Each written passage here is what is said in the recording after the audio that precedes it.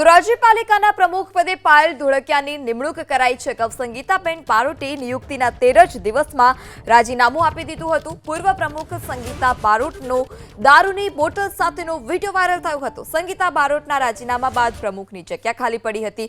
ધોરાજી પાલિકાના town hall ખાતે યોજાઈ હતી પાલિકા પ્રમુખની ચૂંટણી। સર્વાનુમતે પાલિકાના નવા પ્રમુખ તરીકે પાયલ ધોળકિયાની વરણી। ધોરાજી પાલિકામાં ભાજપનું 24 અને કોંગ્રેસનું 12 સભ્યનું સંખ્યાબળ છે। નવનિયુક્ત પ્રમુખે ધોરાજીનો પાણીનો પ્રશ્ન હલ કરવાની ખાતરી આપી।